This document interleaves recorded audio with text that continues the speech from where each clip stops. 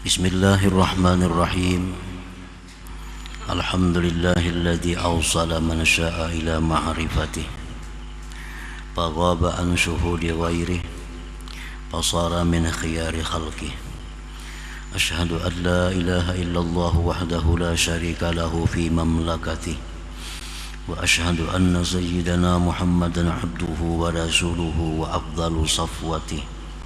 Sallallahu wasallam ala nuri arsi Sayyidina maulana Muhammadinil muqtada bihadiyih wa ala alihi wa ashabihi wa zurriyyatih wa man tabi'a wahtada bisunnatih, amma ba'd. Yang kita hormati dan kita cintai para habaib dan para alim ulama, para muhibbin, hadirin hadirat rahimakumullah. Alhamdulillah, puji dan syukur kita haturkan selalu kehadirat Allah Subhanahu wa ta'ala, yang mana dengan taufik dan hidayah serta inayahnya kepada kita semua, sehingga kita dapat kembali berkumpul di majlis yang penuh berkah dan rahmat ini. Salawat dan salam atas junjungan kita Nabi besar Muhammad sallallahu alaihi wasallam dan seluruh keluarga, sahabat dan zuriat beliau sampai hari kiamat nantinya. Para muhibbin rahimakumullah, al-hikmatu tsaniyatu wal khamsuna ba'dal mi'ah min al-hikamil ataiyah. Qala al-imam Ahmad ibnu Athaillah as-Sakandari rahimahullah wa nafa'ana bi'ulumihi wa asrarihi. Hikmah yang ke-152 dari Al-Hikam, berkata Imam Ahmad ibnu Athaillah as-Sakandari rahimahullah, rubbama waqafatil qulubu ma'al anwar kama hujibatin nufusu bikasaifil aghyar. Kadang-kadang terhenti hati-hati manusia itu beserta cahaya-cahayanya, sebagaimana didinding itu nafsu dengan tebalnya makhluk Allah. Itulah terjemahnya hikmah yang ke-152 ini. Para muhibbin rahimakumullah, sebagian di antara manusia ada yang hatinya itu didinding oleh nafsunya,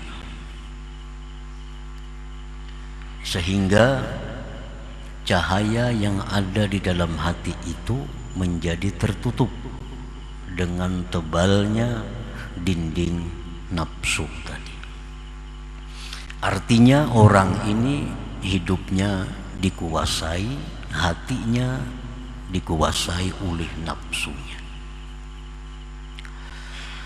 Tanda orang yang hatinya itu dikuasai oleh nafsunya, tandanya adalah bahwa yang dipentingkannya itu kesenangan dirinya.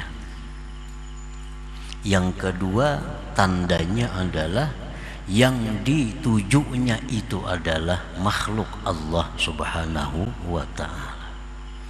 Ini tanda orang yang dirinya itu dikuasai oleh nafsu.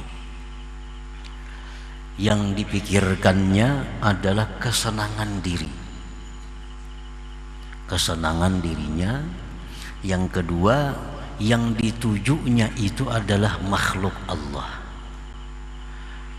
Tidak akan ada dalam pikirannya itu bagaimana musyahadah kepada Allah. Para muhibbin rahimakumullah, sebagian orang yang tadi ada yang terhenti sampai di situ, artinya sampai mati dia demikian, sampai mati terhenti. Walaupun orang ini mengucapkan, mengi'tikadkan la ilaha illallah, tidak ada Tuhan yang sebenarnya disembah kecuali Allah, tetapi pada praktiknya orang ini selalu mengutamakan kepentingan dirinya, kesenangan dirinya, pandangan makhluk terhadap dirinya. Orang ini sangat khawatir kalau makhluk itu meremehkannya. Orang ini sangat khawatir kalau makhluk tidak menghargainya. Orang ini sangat takut kalau makhluk meninggalkannya. Orang ini sangat menjaga harga dirinya di hadapan makhluk. Nah, ini orang yang hatinya itu dikuasai oleh nafsunya. Cahaya Islam yang ada di hati menjadi tidak bersinar lagi karena ditutupi dengan tebalnya makhluk Allah Subhanahu wa ta'ala yang bercokol di dalam hatinya itu. Para muhibbin rahimakumullah, apabila keadaan ini ada pada diri kita dan kita tidak berusaha untuk membersihkan yang tebal tadi daripada makhluk sehingga menutupi cahaya hati, nah dikhawatirkan orang-orang seperti ini matinya tidak membawa iman. Dikhawatirkan matinya tidak membawa iman karena orang ini orientasinya adalah makhluk, yang dicarinya itu adalah makhluk Allah. Dia senang dengan makhluk, dia berpegang dengan makhluk, dia takut kehilangan makhluk, dia takut segala-galanya adalah makhluk Allah. Nah, orang ini walaupun dia muslim tetapi dikhawatirkan matinya kehilangan Islam itu. Jadi mesti diusahakan. Apabila selama ini kita berada di situ, kita mesti membersihkan itu agar naik dari tingkatan itu. Ya sekada-kadanya kita naik ke tingkatan nurul Islam, cahaya Islam. Nah, para muhibbin rahimakumullah, qad taqiful qulub fi maqami nuril Islam atau maqami tauhidil af'al. Terkadang terhenti itu hati pada makam nurul Islam atau makam tauhid af'al. Fala tartaqi ila maqami nuril iman atau maqami tauhidis sifat.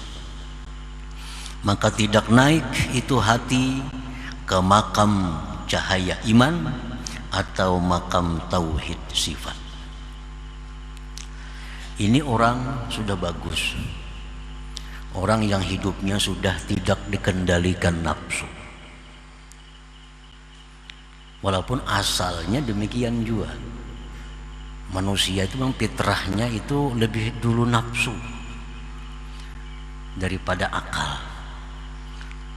Kita lihat anak-anak yang baru lahir, pikirannya apa?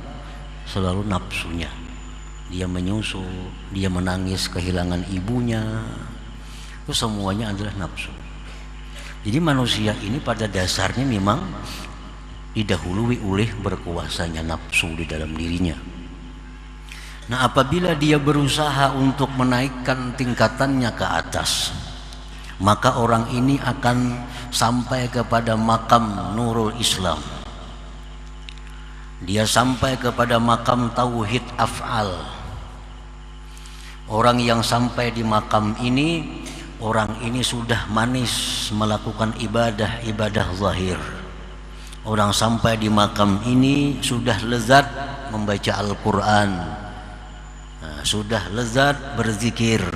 Ini sampai di makam ini, dan dia sudah bisa menyaksikan bahwa yang ada di alam semesta ini adalah merupakan asaru fi'alillah, merupakan bekas perbuatan Allah Subhanahu wa ta'ala. Ini sudah duduk di situ. Ini melihat apapun, dia sudah bisa melihat bahwa itu adalah merupakan perbuatan dari Allah. Nah, ini sudah mantap nih sebenarnya nih. Kalau ukuran kita sekarang ini sudah hebat duduk di sini. Walaupun yang paling rendah daripada golongan gulungan yang ada di dalam suluk. Ini sudah mantap. Dia melihat apapun, dia lihat itu fi'il Allah, perbuatan Allah. Nah, di sini pun dia sudah tidak ada lagi perasaan dendam kepada orang. Di sini pun dia sudah tidak ada lagi perasaan menyalahkan orang. Di sini pun dia sudah tidak ada lagi untuk berbuat marah, hatinya marah kepada orang. Karena dia melihat bahwa semua itu adalah fi'lullah, perbuatan Allah. Nah, jadi ada orang yang sudah sampai di situ, sampai di makam tauhid af'al, sampai di makam nurul Islam, dia terhenti di situ. Terhenti. Kada bisa lagi naik ke makam tauhid iman. Kada bisa lagi dia naik ke makam tauhid sifat. Dia hanya sampai di tingkat pertama. Di tingkat pertama. Terkadang terhenti dia di situ dan tidak bisa naik kepada makam tauhid sifat atau makam nurul iman. Kenapa sebabnya dia terhenti di situ? Banyak sebabnya. Wadhalik yang demikian imma li dha'fil himmah anit tarakki. Ada kalanya sebabnya itu karena keinginannya lemah daripada naik. Nah, keinginannya sudah lemah untuk naik ke makam tauhid sifat. Sudah kada ada lagi semangat untuk naik tingkat. Cukup di kupral aja. Kupral aja. Nya kada ada kapingin lagi hendak jadi kapten, letnan, kapten, apalagi letnan kolonel, kada kapingin. Nya merasa sudah cukup dengan kupralnya itu. Nah, maka orang ini sampai dia mati, dia duduknya di tauhid af'al.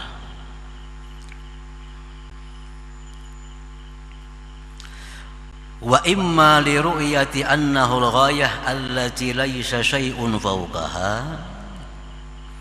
Ada kalanya dia terhenti di situ karena dia melihat itu merupakan puncak yang tidak ada lagi di atasnya.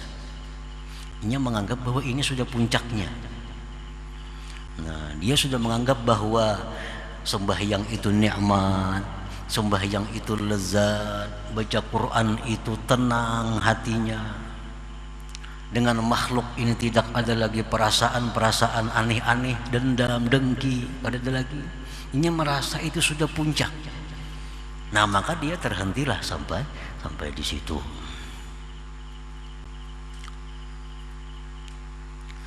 Wa imma lil unsi bihi biwujudil halawah fihi, dan ada kalanya dia terhenti itu karena senang dengan kedudukan itu, dengan ada kelezatan padanya. Tadi dia sudah merasa lezat duduk di situ. Dia sudah merasa nikmat kalau berzikir. Dia kalau sudah merasa tenang kalau menuntut ilmu. Dia sudah merasa nyaman dengan bersalawat. Jadi cukup dah, sini aja.